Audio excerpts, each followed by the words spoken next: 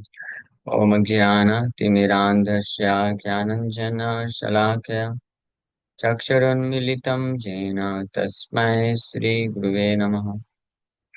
नमो विष्णुपादाय कृष्णप्रेष्ठाय भूतले श्रीमते भक्तिवेदान्त स्वामिनिति नामिने।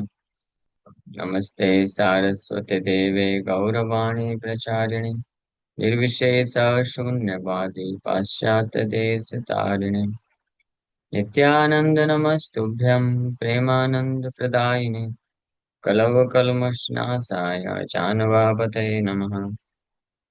नमो महावदन्याय कृष्णप्रेमप्रदायते कृष्णाय कृष्णचैतन्यनामने गौरतुसे नमः। जय श्री कृष्ण चैतन्य प्रभु नित्यानंद श्री अद्वैत गदाधर शिवासादि गौर भक्तवृंद। हरे कृष्णा कृष्णा कृष्णा हरे हरे, हरे राम राम राम हरे हरे।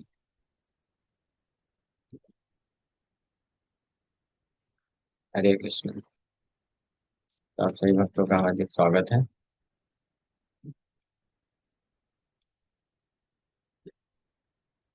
आज के प्रातःकालीन श्रीमद् भागवत के चर्चा में हम लोग चर्चा कर रहे हैं Shrimad Bhagavatam chapter 7, first canto, पहले स्कंद का 7वां अध्याय और श्लोक संख्या 38 में हम लोग कल श्रवण किए थे। अर्जुन अश्वत्थामा को जब पकड़ लिए, बांध लिए, जानवर की तरह बांध के उसको अपने शिविर की तरफ लेके जा रहे हैं, भगवान कृष्ण अर्जुन को याद दिलाते हैं कि आपने द्रौपदी को प्रॉमिस किया था, और ये प्रॉमिस मैंने भी सुना। ये प्रॉमिस आप पूरा करो। प्रॉमिस था कि मैं अश्वत्थामा का सिर धड़ से अलग करके आपके पास लेके आऊंगा, तब इन 5 पुत्रों का अंतिम संस्कार करेंगे। और ये क्या कर रहे हो आप? इसको मारने की बजाय आप इसको बांध के ले जा रहे हैं। तो ऐसा भगवान एक्सपेक्ट नहीं किए थे, इसलिए भगवान बोल रहे हैं तदसौ वध्यताम पापा आतत्ते आत्मबन्धुः भरतुश्चा विप्रियं वीरा कृतवान् कुलपांषण। So this man is an assassin and murderer of your own family members. Not only that, but he has also dissatisfied his master. He has burned the burnt remnants of his family. Kill him immediately. भगवान आदेश दे रहे हैं। भगवान, हाँ, आप तो नमो ब्राह्मण देवाय गो ब्राह्मण हिताय च जगत हिताय कृष्णाय गोविंदाय नमो नमः, ऐसा हम प्रार्थना करते हैं। नमो ब्राह्मण देवाय, ब्राह्मणों के देव हैं वो, मीन्स प्रोटेक्टर हैं। ब्राह्मण उनको इतने प्रिय हैं, ब्राह्मणों को मारना तो दूर की बात है, कोई अगर उनका डिसरिस्पेक्ट भी करता है, मान भी करता है, तो भगवान सहन नहीं करते हैं। लेकिन ये क्या हो गया? यहाँ पे भगवान बोल रहे हैं ये ब्राह्मण को मारने के लिए, और वो बोल रहे हैं किल हिम इमीडिएटली, तुरंत मार दो। इससे मतलब भगवान इस ये श्लोक जो है प्रमाणित करता है कि अगर ब्राह्मण का अर्थ क्या होता है। द्रोणाचार्य एक महान ब्राह्मण थे, और उनका पुत्र अश्वत्थामा, और द्रोणाचार्य ने अश्वत्थामा को बहुत अच्छा पूरा ट्रेनिंग भी दिया था। ऐसा नहीं कि ट्रेनिंग की कमी थी, पूरा ट्रेनिंग भी दिया। लेकिन वो ब्राह्मण के गुण नहीं है, नहीं थे अश्वत्थामा में, इसलिए उसको ब्राह्मण नहीं माना गया। अब भगवान बोल रहे हैं, क्या बोल रहे हैं भगवान? तद असौ वध्यताम पापा। भगवान बोल रहे हैं पापा, द सिनर, पाप, कि ये पाप है, पाप, पापी या पाप है, सिनर। और आताताई, आताताई में से साल्टर, यानी आ, कत्ल करने वाला व्यक्ति, आताताई। साल्टर मीन्स कसाई बोल सकते हैं, स्लॉटर जो करता है। जैसे कसाई होता है, जानवरों को बिल्कुल मर्सीलेसली, निर्दयी होकर के मार देता है बिना किसी दोष के।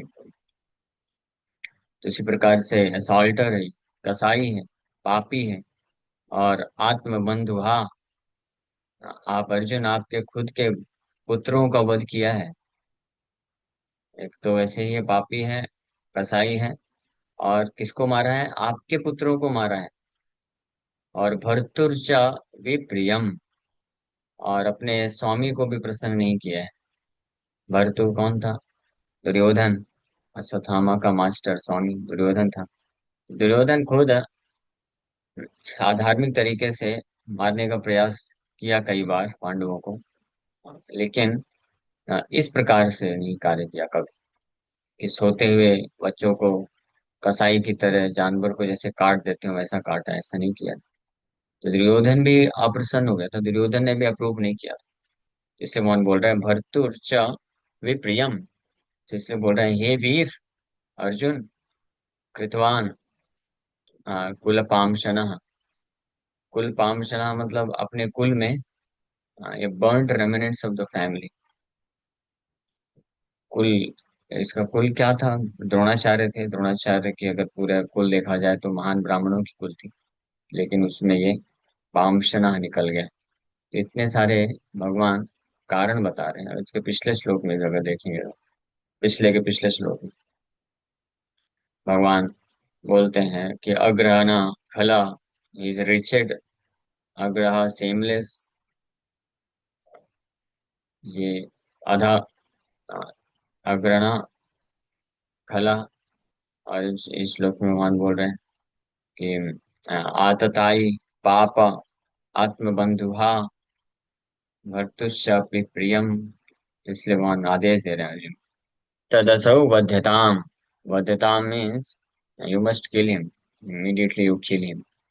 इसको छोड़ो मत, कोई पाप नहीं लगेगा। कोई ये विचार नहीं करने का कि ये गुरु का पुत्र है या ब्राह्मण का पुत्र है। ये ब्राह्मण नहीं है, क्योंकि इसके जो कार्य है इस प्रकार से। The son of Dronacharya is condemned here as the burnt remnants of his family. The good name of Dronacharya was very much respected. Although he joined the enemy camp, the Pandavas held him always in respect, and Arjuna saluted him before beginning the fight.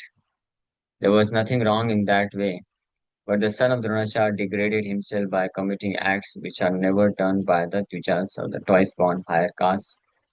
Asatthama, the son of Dronacharya, committed murder by killing the five sleeping sons of Draupadi, by which he dissatisfied his master Duryodhana, who never approved of the heinous act of killing the five sleeping sons of the Pandavas. तो ये द्रोणाचार्य बहुत सम्मानित थे युद्ध के बाद भी। हालांकि वो दुर्योधन का पक्ष लिए, बट फिर भी द्रोणाचार्य को बहुत सम्मान की दृष्टि से देखा जाता है, because he was an ideal ब्राह्मण। और अर्जुन भी उनको युद्ध के पहले प्रणाम करते हैं। लेकिन ऐसे द्रोणाचार्य, महान द्रोणाचार्य का पुत्र अश्वत्थामा ने इस प्रकार से कार्य किया था, जो कि बिल्कुल एक्सपेक्टेड नहीं था। और इसलिए this means that Aswathama became an assaulter of Arjuna's own family members, and thus he was liable to be punished by him. In the Shastras, he who attacks without notice or kills from behind or sets fire to another's house or kidnaps one's wife is condemned to death. Krishna reminded Arjuna of these facts so that he might take notice of them and do the needful. तो ये आताताई बोले गए हैं पांच प्रकार के गीता के। भगवद गीता में भी प्रभुपाद जी एक जगह आताताई ना वाला जो श्लोक आया फर्स्ट चैप्टर में, वहां पे वह वर्णन करते हैं पांच प्रकार के आताताई कौन होते हैं। तो उसमें से ये भी एक आताताई की कैटेगरी में आता है कि अगर कोई, भले शत्रु ही क्यों ना हो, अगर कोई शत्रु का विवध विदाउट नोटिस, बिना नोटिस दिए या पीछे से बिना उसके प्रिपरेशन के मार देता है, तो आताताई कहलाता है। पांच प्रकार के आताताई हैं। जो किसी के घर को जला देता है वो भी आताताई है। आताताई मतलब समझते हैं? आताताई का अर्थ होता है is a most sinful person and such a person should be immediately killed. इसमें कोई पाप या अपराध नहीं लगेगा, उसका केस फाइल करने का भी जरूरत नहीं।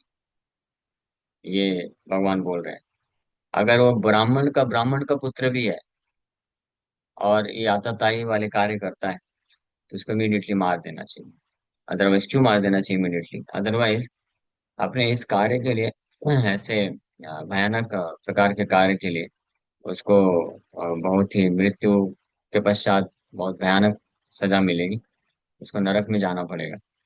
इसलिए उसको नरक में जाने से बचाने के लिए उसका बेस्ट पनिशमेंट ये है कि उसको मार देना चाहिए। इसलिए भगवान कृष्ण अर्जुन को याद दिला रहे हैं कि ये कोई साधारण सिनर नहीं है, कोई साधारण पापी नहीं है। ये ये असॉल्टर, ये कसाई है, ये साताताई है।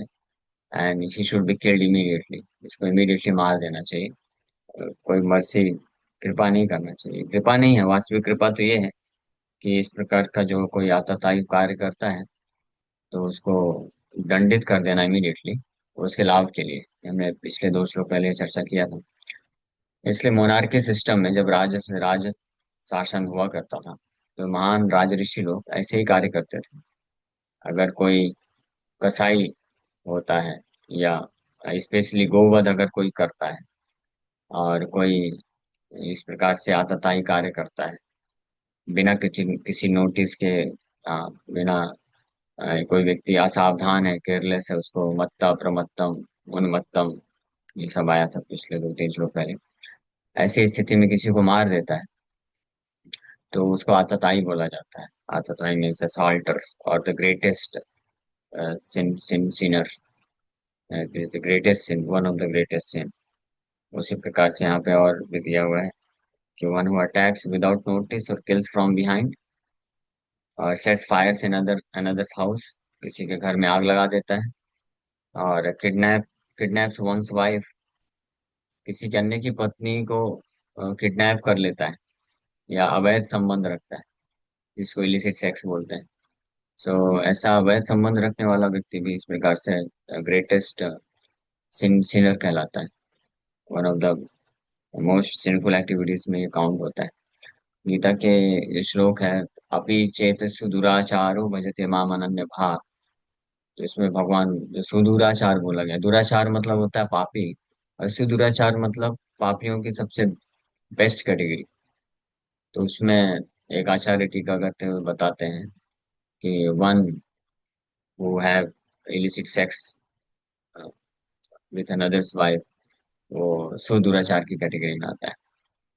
तो ये, इससे बहुत बहुत सावधान रहना चाहिए, बचना चाहिए। हालांकि ये कलयुग में, केवल कलयुग में नहीं, ये हमेशा भौतिक संसार में बद्ध जीवात्मा के लिए एक ये नेचुरल प्रोपेंसिटी है।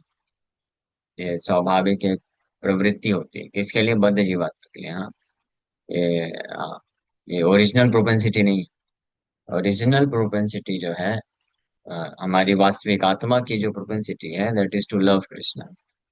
और इसके विपरीत जो भौतिक संसार में भौतिक शरीर जो लिए बैठे रहते हैं बद्धावस्था में, तो उनकी नेचुरल प्रोपेंसिटी क्या होती है? To enjoy these 3 things: sex life, meat eating and intoxication.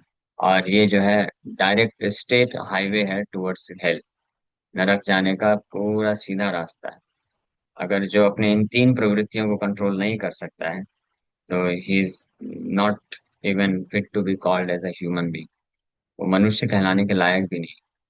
मतलब स्वाभाविक रूप से वो जैसे मनुष्य शरीर छोड़ेगा तो पशु शरीर को प्राप्त करने वाला है, इसमें कोई डाउट नहीं। इसलिए बाय ऑल मीन्स, इसलिए हर प्रयास से, कितना भी कठिनाई हो कभी भी, तो ये 4 नियम नहीं तोड़ना चाहिए, बिल्कुल। इसको बहुत सावधानी से, इसलिए प्रभुपाद जी स्पष्ट बोले, स्ट्रिक्टली 4 नियम पालन करना चाहिए। व्यक्ति को इतना सावधान रहना चाहिए, स्पेशली भक्तों के लिए इतना सावधान रहना चाहिए कि अपने आप को ऐसे रिस्क जोन में नहीं डालना चाहिए जहाँ पे ये 4 नियम टूट सकते हैं। One should not be over confident, और one should not be even confident. Confident over confident भी नहीं होना चाहिए।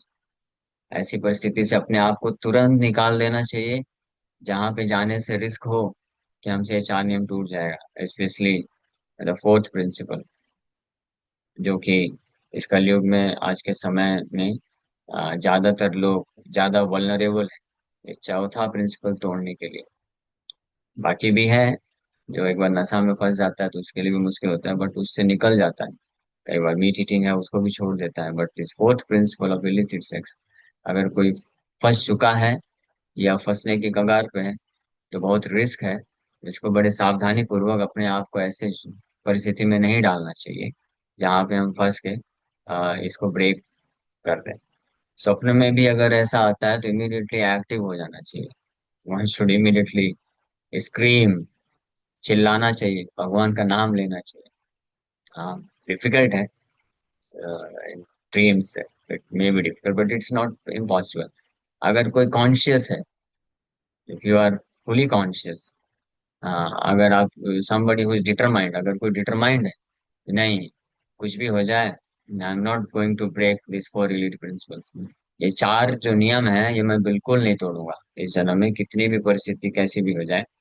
तो इस प्रकार से अगर कोई डिटरमाइंड होगा तो वो भगवान कृष्ण का आश्रय लेगा। और even in dream, if the opportunity comes for breaking these four Yogic principles, he won't break। हाँ, ये नहीं ब्रेक करेगा। ड्रीम में भी भगवान को स्मरण कर ले।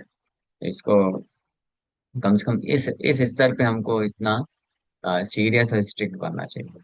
But anyway, we don't expect it to happen in dreams, but at least when we are awake, जब हम जागृत अवस्था में हैं तो हमारे कंट्रोल में है ये। कोई ऐसा नहीं बोल सकता कि मेरे कंट्रोल में नहीं है, मैं क्या करूं। मैं पहले नशा करता था प्रभु जी, तो वो जब आता है इच्छा, तो और सामने से कोई मेरा मित्र दिख जाता है नशा करते हुए तो मैं कंट्रोल नहीं कर पाता हूँ। नहीं, अगर मैं जानता हूँ कि अगर मैं इन इस प्रकार के भौतिक अपने मित्रों के संग में जाऊंगा तो मैं फंस सकता हूँ, वापस से नशा का कार्य चालू हो सकता है। तो फिर क्यों जाना, फिर हमको छोड़ना चाहिए। अगर हम इतना सीरियस नहीं है कोई कि जानते हुए भी कि इस परिस्थिति में जा करके मैं फंस सकता हूँ वापस से, तो उसको छोड़ नहीं सकता है, ऐसे मित्रों को नहीं छोड़ सकता है जिनके संग में, जिनसे बातचीत करने पे व्यक्ति फंस सकता है, तो इसका मतलब वो गंभीर नहीं है कृष्ण कॉन्शियसनेस के लिए। अगर गंभीर होगा तो क्यों नहीं छोड़ सकता है। कोई ये रीजन नहीं दे सकता है प्रभु जी मैं तो बचपन से मेरा मित्र है, मैं मित्र को धोखा नहीं दे सकता हूँ। मतलब कृष्ण को धोखा दे सकते हैं, मित्र को धोखा नहीं दे सकते। कैसी मित्रता है ये दिस फ्रेंडशिप। ऐसा आपका मित्र जो जिसके संग में जाने से आप चार नियम तोड़ने लग जाएं और आपको फंसा दें, कृष्ण से दूर ले जाए, तो क्या वो मित्र है। हाँ, इस पे विचार करना चाहिए। स्पेशली मैं उन युद्ध भक्तों को दिख नहीं रहे कहाँ है, कुछ कुछ तो है, सबके लिए ही है बट स्पेशली यूथ डिवोटीज बहुत जल्दी ऐसे भावुक हो जाते हैं। मैं अपने ऐसे मित्र को कैसे छोड़ूं, तो फिर कृष्ण को छोड़ने के लिए तैयार रहिए। इफ वी आर डिटरमाइंड, अगर हम कृष्ण को प्राप्त करने के लिए डिटरमाइंड है, दृढ़ निश्चयी है, then we must abandon all those association, all those things and people जो हमारे लिए ऑब्स्टेकल क्रिएट कर सकते हैं कृष्ण के प्रति आसक्ति या प्रेम को विकसित करने के लिए। If you cannot abandon, then forget to get Krishna in this lifetime. ऐसा नहीं बोलेंगे कि आप जो भी भक्ति करेंगे तो आपको सुकृति देगा, and then again come back, take many many thousands of birth and continue the business of this. थोड़ा थोड़ा सुकृति अर्जन करते हैं। बट इफ समबडी, आप में से जो भी भक्त हैं ये चाहते हैं, उनके लिए मैं बोल रहा हूँ, तो आप ऐसा मत सोचिएगा इतना स्ट्रांग और स्ट्रिक्टली क्यों बोल रहे हैं। ये उनके लिए है जो भक्त इसी लाइफ में, इसी जीवन में अपने ये परम सिद्धि को प्राप्त करना चाहते हैं, कृष्ण को प्राप्त करना चाहते हैं। जैसे आप में से कितने भक्त ऐसे हैं who are determined to get Krishna in this life only. Yes, पहले पता तो चले, उसके बाद फिर आगे बोलें। नहीं तो पता चला किसी का इच्छा ही नहीं है तो फालतू बोलेंगे, क्या मतलब। फिर ऐसे इंकरेज करेंगे, अच्छी बात है, आप करते रहो, आप जैसा कर रहे हो करते रहो, हरे कृष्णा भी जप करो। बाहर अनेकों ऐसे संप्रदाय में आपको मिल जाएंगे सो कॉल्ड साधु जो आपको कभी रोकेंगे नहीं कि आप जो भी नॉनसेंस कर रहे हैं वो अलाउ करेंगे। बोलेंगे साथ में आप, ठीक है, हाँ आप कृष्ण का भजन भी कर लो, ये मंत्र जप भी कर लो, और उससे कुछ होने नहीं वाला है। इट्स लाइक आप डॉक्टर के पास गए और डॉक्टर का मेडिसिन तो खा रहे हैं और साथ में जो अपना नॉनसेंस है जो डॉक्टर मना किया है उसको भी कंटिन्यू कर रहे हैं, तो फिर हमको एक्सपेक्ट नहीं करना चाहिए कि हम बीमारी से दूर हो जाएंगे। हो सकते हैं कई वर्षों लग जाएगा। ऐसा बीमारी जिसको अगर स्ट्रिक्टली कोई परहेज पालन करेगा तो 2-3 महीने में ठीक हो सकती है, तो फिर 10-20 साल 30 साल भी कंटिन्यू होगा। हाँ, तो इसी प्रकार से कविराज गोस्वामी ये चीज बोलते हैं। हाँ, मैं चाहे तो आपको प्रमाण दिखा देता हूँ, चरितमृत में दिया है। तो इस इल्यूजन में नहीं रहना चाहिए, क्योंकि रिसेंटली ऐसा एक भ्रम एक भक्त को हुआ है। उनको लग रहा है कि मैंने 1-1.5 साल तो कृष्ण का सेवा किया है, तो अब मेरे को कोई टेंशन नहीं, अगले जन्म में मुझे ह्यूमन बर्थ ही मिलेगा। हाँ, और कृष्ण तो कहीं नहीं गए, कृष्ण तो मिलेंगे ही। कृष्ण बहुत दयालु है, चैतन्य महाप्रभु बहुत दयालु है। बट ये ध्यान रहना चाहिए, भगवान बहुत दयालु है, सब कुछ है। हाँ, but still we have to follow the process strictly. बहु जन्म करे यदि श्रवण कीर्तन, तबु तना पाए कृष्ण पदे प्रेम धन। कविराज गोस्वामी स्पष्ट लिख रहे हैं, if one is infested with the 10 offenses in the chanting of the Hare Krishna Mahamantra, despite his endeavor to chant the holy name for many births, एक जन्म नहीं, and despite his endeavor, endeavor समझते हैं, बस ऐसे mechanical chanting नहीं, बहुत endeavor करके चैंटिंग कर रहा है, लेकिन अगर ये 10 अपराध नहीं छोड़ता है, और इसमें से सबसे भयानक अपराध है 7th offense, जिसका मतलब है या नामनो बलाद यश पाप बुद्धि, committing sinful activity on the strength of chanting Hare Krishna mahamantra. अगर ये करता है he will not get the love of Godhead, that is ultimate goal of this chanting. इस हरिनाम जप करने का जो वास्तविक लक्ष्य है, कृष्ण के प्रति प्रेम विकसित करना, वो नहीं डेवलप होगा, और कई कई जन्म भी हो जाएंगे तब भी नहीं डेवलप होगा। तो इसलिए कभी इस भ्रम में नहीं रहना चाहिए। जो प्रोसेस दिए गए हैं हमारे आचार्यों के द्वारा, उसको स्ट्रिक्टली पालन करने का प्रयास करना है, हमको करना है, प्रयास भी नहीं ये करना है।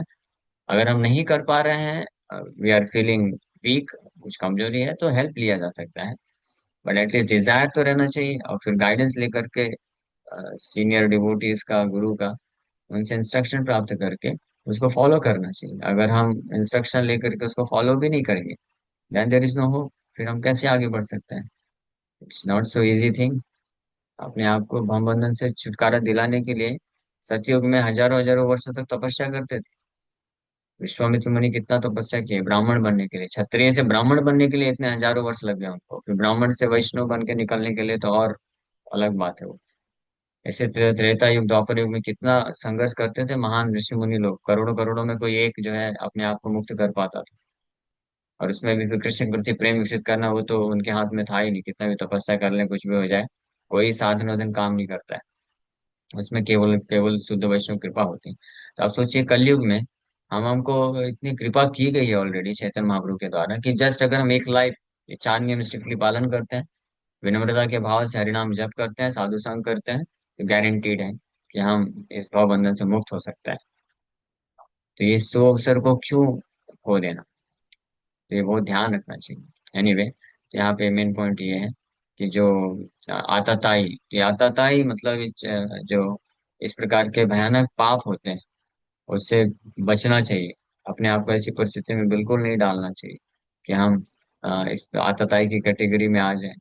ऐसा नहीं सोचना चाहिए कि अब तो हम भक्ति कर रहे हैं, भक्त हो गए हैं, तो हम इस प्रकार का इतना बड़ा पाप हमसे नहीं होगा, या अगर हो भी गया तो भगवान माफ कर देंगे, भगवान तो बहुत दयालु है। नहीं, हमारी रिस्पॉन्सिबिलिटी है, हमको रिस्पॉन्सिबल बनना पड़ेगा। भक्ति जो है एक सेंटिमेंटल कार्य नहीं है, ये एक साइंस है, विज्ञान है। इस विज्ञान को जो फॉलो करता है प्रॉपरली, वो सक्सेस को इजीली, आसानी से प्राप्त करता है। आप हमको साथ में ये भी सोचना चाहिए, भरत महाराज के एग्जाम्पल से एग्जाम्पल्स, तो ये जो बताया जा रहा है, तो आपको डिस्करेज करने के लिए नहीं बताया जा रहा है, ये सावधान करने के लिए बताया जा रहा है। ठीक है, ध्यान रहे, ऐसा नहीं कि आप में से कोई डिस्करेज हो जाए, फिर क्या फायदा फिर ये जप करने का, भक्ति करने का। हाँ, क्योंकि अगर कोई जप भक्ति नहीं करेगा, छोड़ देगा, तब तो और कोई आशा नहीं है।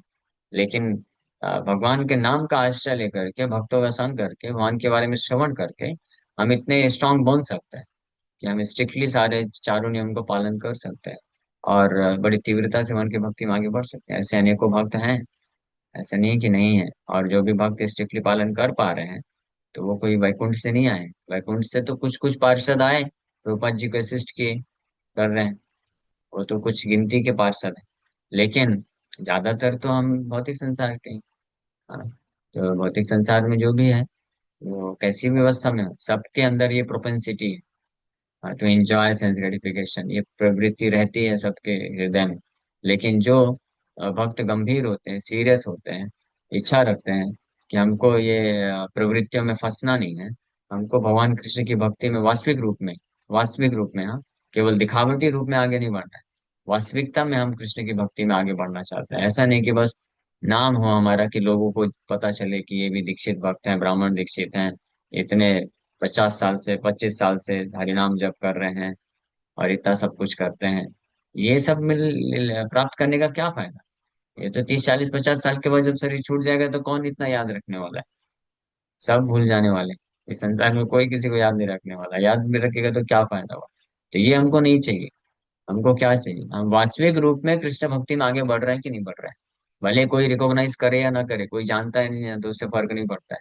तो वास्तविक रूप में कृष्ण भक्ति में आगे बढ़ने के लिए हमको ईमानदारी से ये जो प्रिंसिपल्स है इसको स्वीकार करना चाहिए। और अगर हम कहीं पे फंसते हैं तो हमको हेल्प लेना चाहिए भक्तों का, और इससे आगे निकलना चाहिए।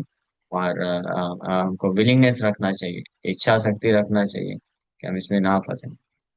एनीवे, तो भगवान यहाँ पे अर्जुन को आदेश दे रहे हैं, तद असौबध्यताम पापा तथा आत्मबंधु भर्तुश्च विप्रियम वीरा कृतवान कुलपाम शनः, किल हिम इमीडिएटली। ये ऐसा। तो अब ऐसे भगवान के वचनों को सुन करके अर्जुन अब क्या एक्शन लेते हैं, ये हम लोग कल श्रवण करेंगे। Thank you very much. Hare Krishna. किसी भक्त का कोई प्रश्न है तो पूछ सकते हैं। हरे कृष्णा। झूलन यात्रा का एक बार बता दीजिए ना, मुंबई यस की। यस। तो कल से झूलन यात्रा चालू हो गया है इस्कॉन जू में, शाम को 7:30 to 9 o'clock। तो आइए, बहुत सुंदर डेकोरेशन किया गया है, इसमें पार्टिसिपेट करिए। राधा रास्बेरी को डायरेक्ट झूला झूलाने का मौका मिलेगा आपको। प्रभु जी, हरे ये कृष्ण। सिर्फ जुहू में रहेगा कि बाकी सब इस्कॉन में भी रहेगा ये? बाकी भी इस्कॉन में, ज्यादातर इस्कॉन टेम्पल में है ये, मैक्सिमम आई थिंक। ये छोटे सेंटर होंगे तो मे भी वहाँ पे भी करते होंगे, बट है।